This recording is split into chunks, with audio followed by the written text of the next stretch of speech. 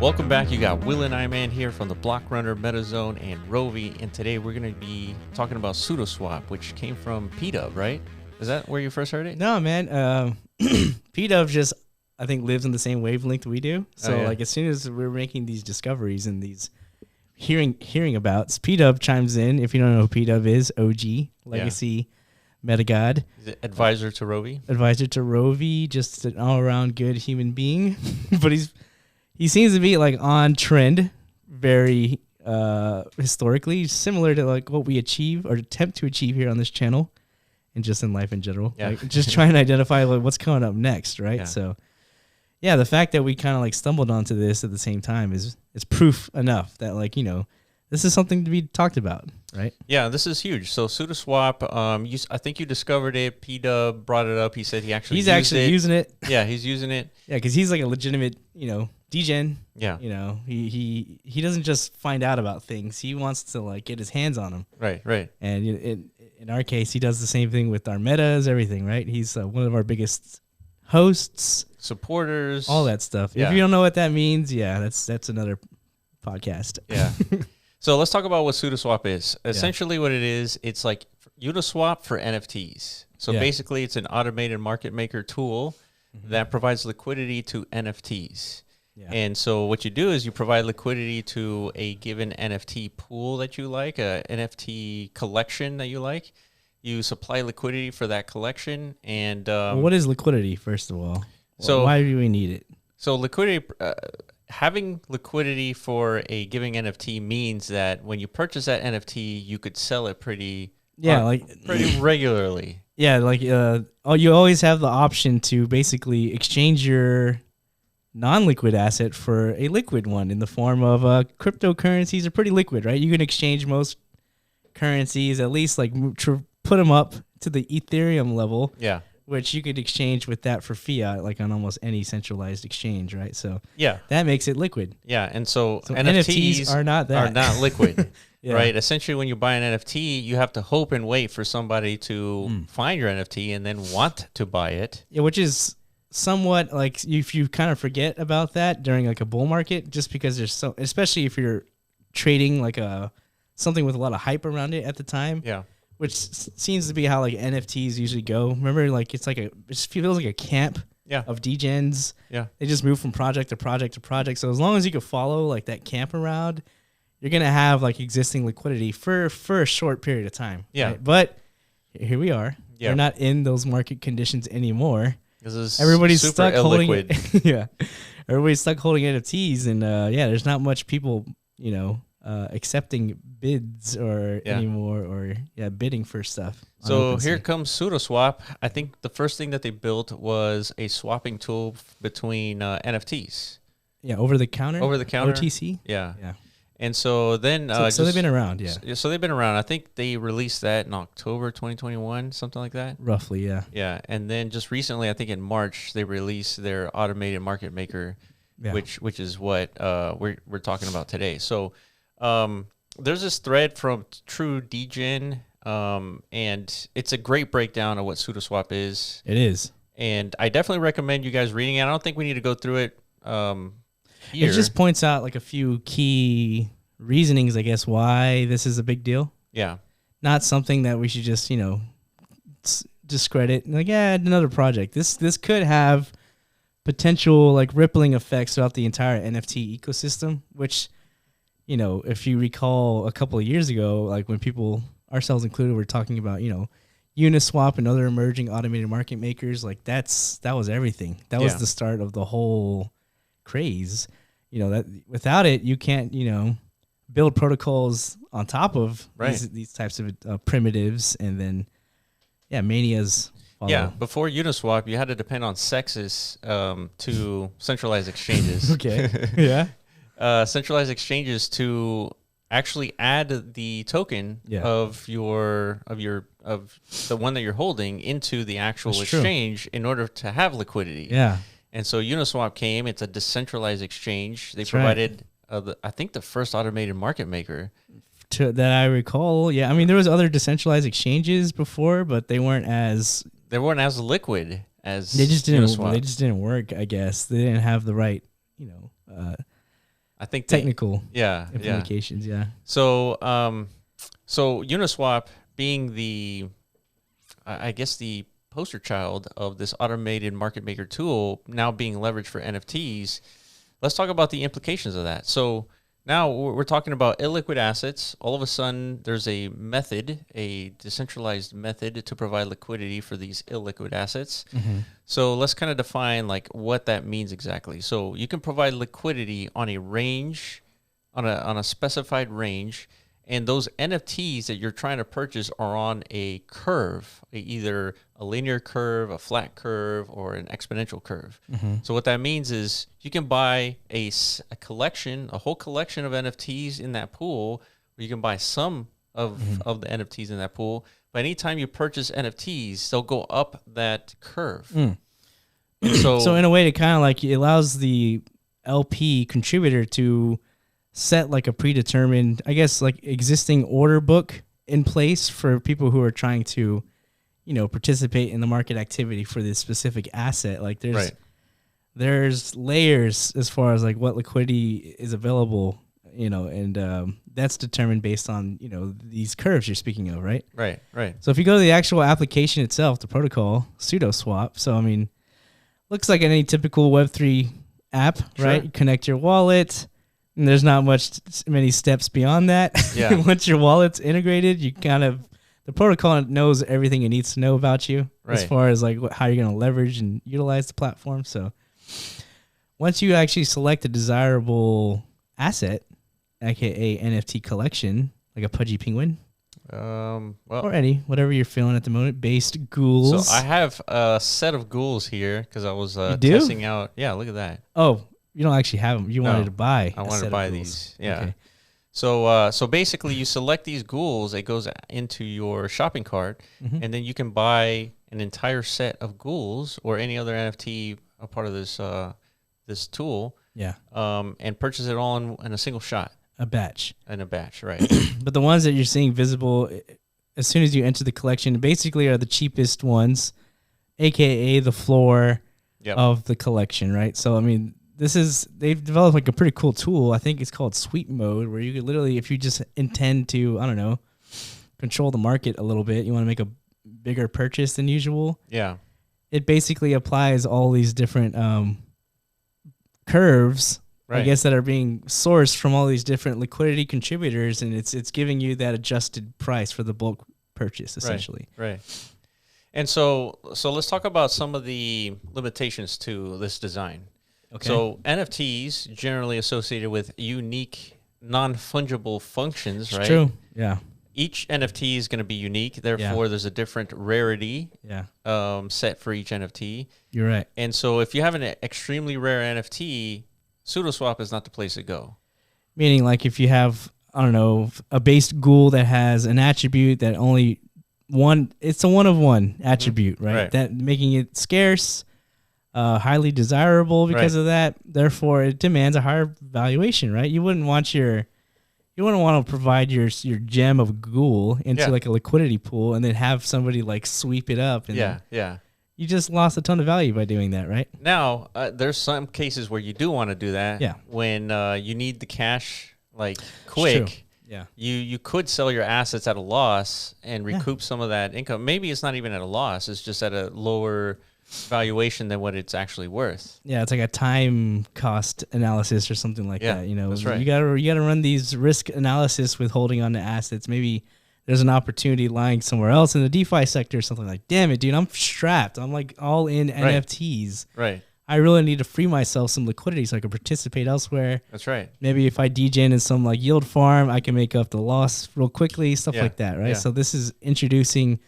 this ability to like the NFT trader ecosystem. Exactly. Right? Yeah. And it goes both ways. Like if you're holding a bunch of NFTs and you want to gain that liquidity back, you sell them here on SudoSwap. Yeah. And if you're looking for buying a whole set of NFTs, SudoSwap's the best bet. Yeah.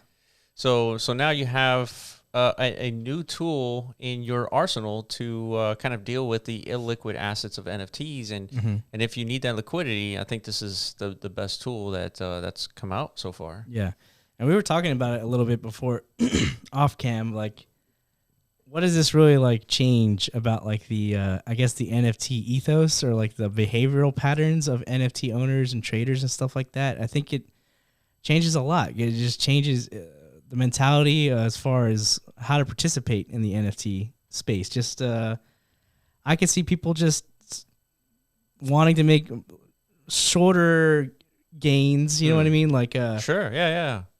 Just because of that, it might be like a collective sentiment towards this new activity, right? Which is just, it's called trading. Yeah. It's nothing new. Yeah. Trading, it does exist in the NFT market, but nothing near as frequent as, like, you know, in the traditional equities market or the cryptocurrency space.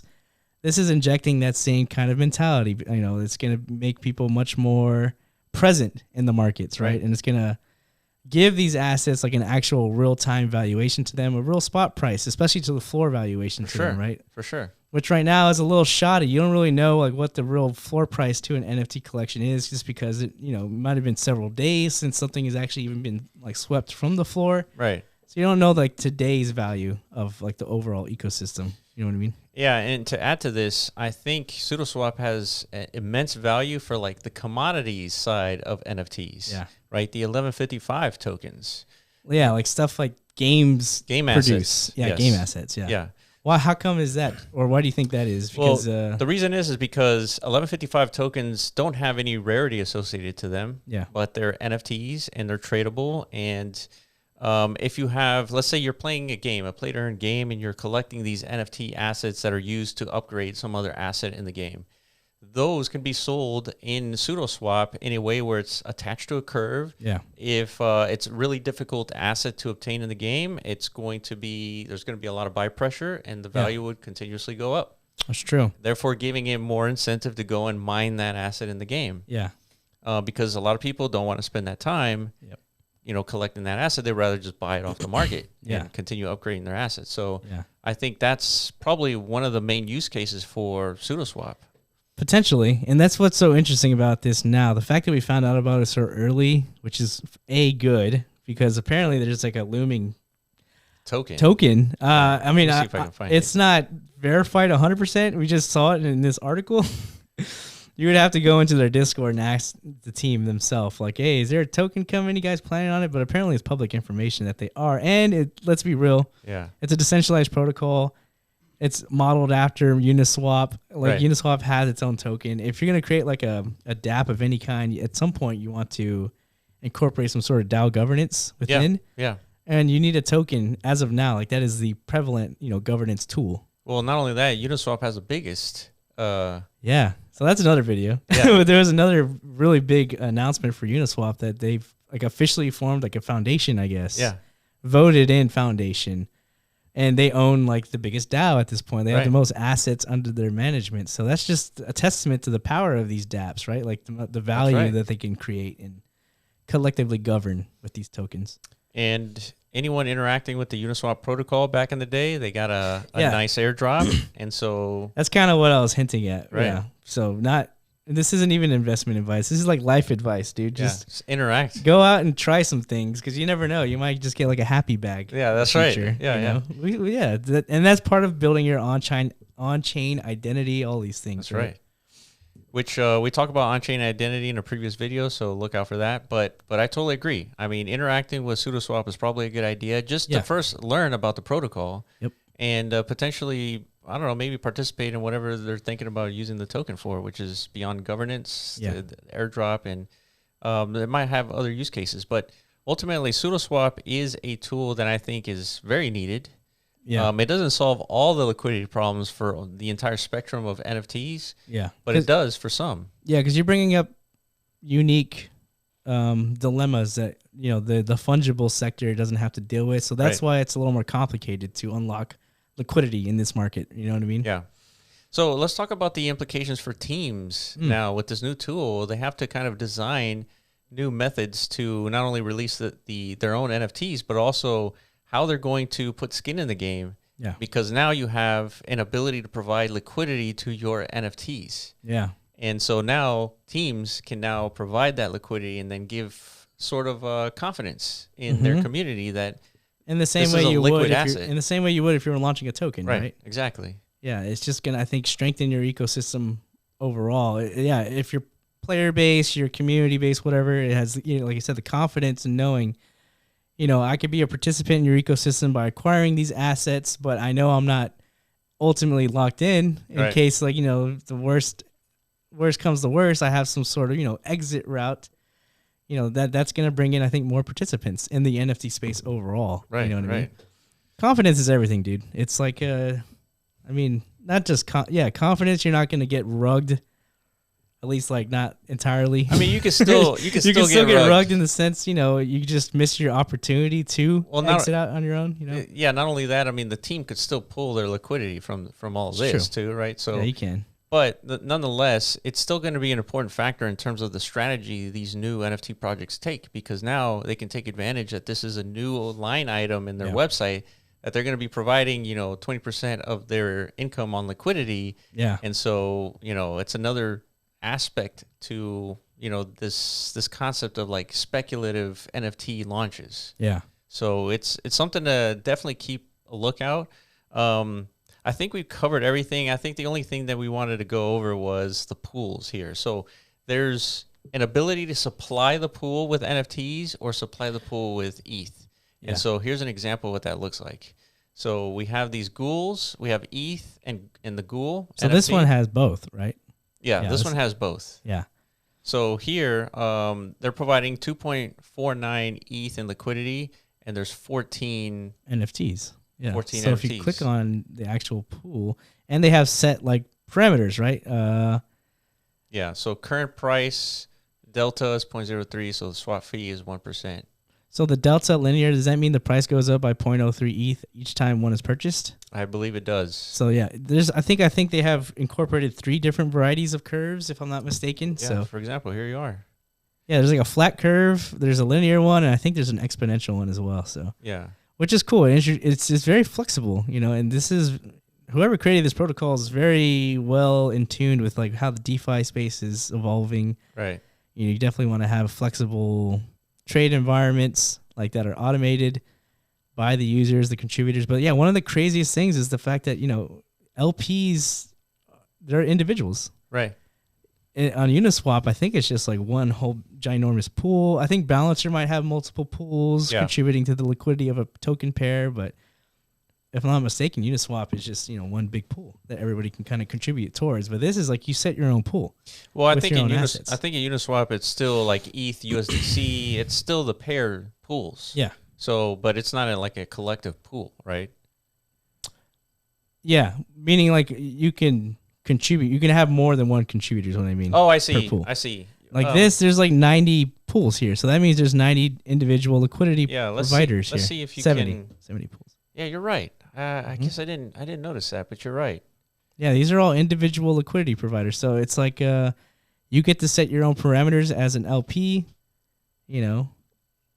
whether or not you set your parameters right to what the existing spot activity is of this market for this asset, you're probably going to have to wait around for a minute in order for the market to catch up to your parameters, or obviously you're incentivized to set your liquidity a little closer to what the spot activity is, because that's your highest probability of actually collecting some kind of fee. Yeah, which mimics what Uniswap V3 is. Yeah. Where you supply liquidity on a given range of a price. That's right. And so that's what everybody's doing here. This range, 50 base ghouls at 0.873 ETH. Yeah, so it's interesting, but it does introduce potentials for like, I guess like scattering of liquidity, fragmentation. I don't know what that. I think eventually once this matures, I think people would be more incentivized to have a collective. Yeah, mitigate those risks. Yeah. I think you're probably right. Because there's too many pools here. I mean, unless you're really looking for one of these 2 base ghouls here, I mean, that's your price. Mm-hmm. So it's very similar to just going out and getting these on OpenSea. Yeah. But I think these are not listed on OpenSea. So nonetheless, though, if somebody sweeps up the floor and all of a sudden the like I said, the spot activity has just quickly shifted to 0.23 ETH now. At least whoever's providing these two NFTs now. Yeah, now they are setting the newly existing spot activity, right? That's because they've provided that liquidity. Now it's your chance to get these fees, dude. Yeah. You know what I mean? So yeah, we'll see how this ends up. But nonetheless, this is something to pay attention to. Absolutely. It's super early. It's one of the more interesting things we've seen so far. Yeah. In this bear cycle. Yeah, exactly. So hopefully more stuff like this emerges. And this main takeaway, and we've been preaching this gospel for years now, it's just find out what the prevalent problems are in any sector. Yes. Find and solutions. Then whoever's building solutions towards these mega problems, those are the most investable. Yeah, the ones that not investment advice, but yeah, you know what I mean. Yeah, for sure. Those are the most things. Yeah, the most important protocols of the future. In other words, yeah. Right. I totally agree. Yeah. So if you have anything to add into this conversation, let us know in the comment section below. Follow us on Twitter at The Block Runner, at Meadowzone.io, and at Roby AI. And we will catch you in the next video. Peace.